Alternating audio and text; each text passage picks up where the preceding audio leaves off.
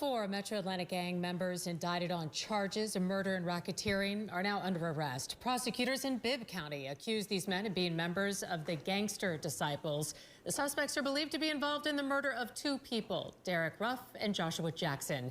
The Athens men were found shot to death inside a storage unit in Lawrenceville. Prosecutors believe they were killed because the gang thought they were cooperating with law enforcement.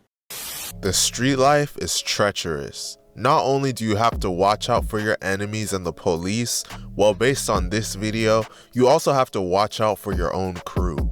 In this video, we'll be breaking down a crazy story of three gangster disciples committing a murder, then gunning down two of their own people in order to prevent them from snitching.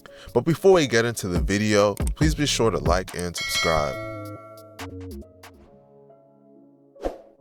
Due to the rise of drill music in Chicago, the Gangster Disciples have a big reputation in the mainstream media. The Gangster Disciples, or GDs for short, have been around for decades. The GDs were formed on the south side of Chicago in the late 1960s by two men named Larry Hoover and David Barksdale. Even though the GDs originated in Chicago, similar to the Bloods and Crips, they would begin to expand to other cities and states. They traveled to places like New York, where they would commonly wear black flags, and they would migrate down to Georgia as well.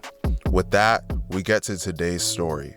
On August 17, 2023, a federal jury in Macon, Georgia, convicted three members of the Gangster Disciples in connection with the murder of three people, as well as various other offenses including drug trafficking, obstruction of justice, and firearm charges. According to court documents and evidence presented at trial, Philmon Chambers, Andrea Browner, and Leslie Green were responsible for three gang-related murders triggered by the murder of a Gangster Disciple member. Philmon was the leader of a subset of his branch of the GDs called the Enforcement Team.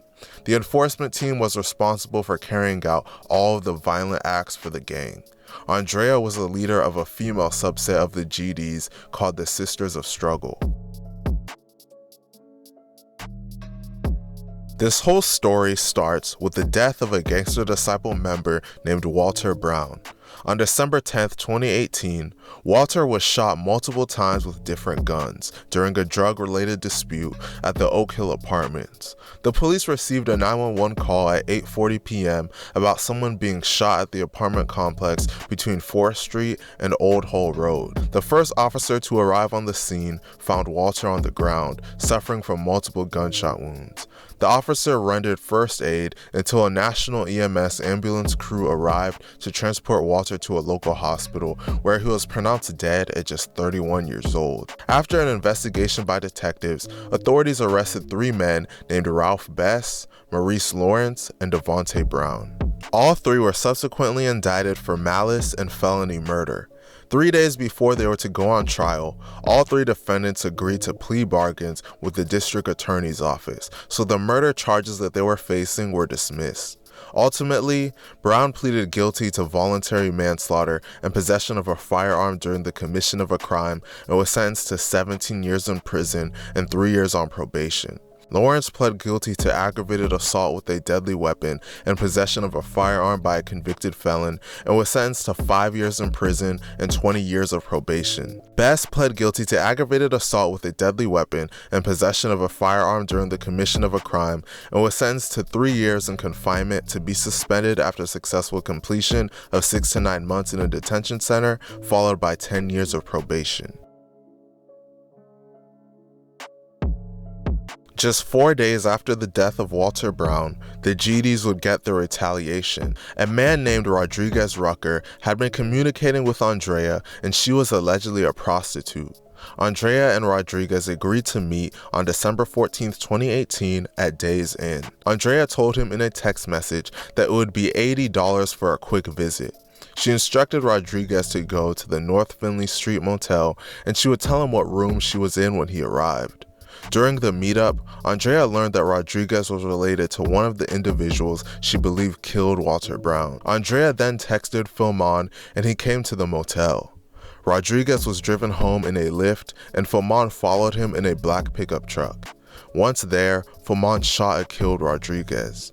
Witnesses would later tell detectives that they saw the driver of a black pickup truck shoot Rodriguez. When reviewing video from downtown surveillance cameras, investigators noticed that the same pickup truck had followed the Lyft vehicle that was driving Rodriguez from Days Inn towards his home in East Athens. The truck was also videoed by surveillance cameras in the vicinity of the shooting. Detectives subsequently determined that Philmon owned a black Chevrolet pickup truck and were able to confirm that it was the one driven by the shooter. Following the murder, Andrea and Philmon fled from Georgia to Texas. The police tracked their movement via their phone signals, and they were able to arrest Andrea the very next day in Texas on December 15th of 2018. Philmon was able to elude police and stay on the run. While on the run, he would become paranoid and would turn on members of his own crew out of fear that they would give him up to police. After Andrea's arrest, Philmon began to believe that people around him were cooperating with the police. He would focus his suspicions on two of his fellow gangster disciples named Derrick Ruff and Joshua Jackson. Philmon concluded that Derrick and Joshua were snitches and directed a member of the enforcement team named Leslie Green to kill both of them. Leslie would carry out his task with the assistance of two men named Robert Carlisle and Shabazz Guidry. Text messages and intercepted phone calls between Philmon, Leslie, Robert, and Shabazz revealed that Derrick and Joshua were lured by Leslie to drive from Athens to Lawrenceville to break into storage sheds and steal items to send to Philmon as aid and resistance as he was hiding out from law enforcement in a Gangster Disciple safe house in Keelan, Texas. The ruse worked as Derrick and Joshua were able to be successfully lured.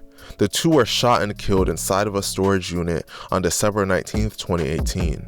Their bodies were concealed in the storage unit until March 17, 2019, when police, with the assistance of cadaver-sniffing dogs, located them. According to court warrants, Leslie and Robert talked about cleaning up the bodies after the murders on the phone while police were wiretapping their calls. Police said Leslie spoke with several people about the incident and was trying to figure out how officers were able to identify him and his vehicle.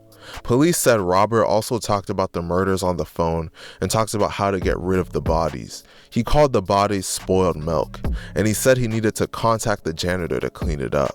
Additional messages between them show that they conspired to dispose of the victims' bodies, which included potentially burning the bodies or dumping the bodies in a landfill. Law enforcement recovered the bodies and made arrests before these plans could be carried out. Ultimately, Philmon, Andrea, Robert, Leslie, and Shabazz would be hit with RICO charges. Philmon, Andrea, and Leslie were found guilty on their charges and are facing life in prison. Robert and Shabazz pled guilty to their charges, but they are still facing life in prison. Man, this story just shows you that there's no love or trust in the streets. Let me know what you guys think about this situation in the comment section, and please be sure to like and subscribe. Thank you for watching.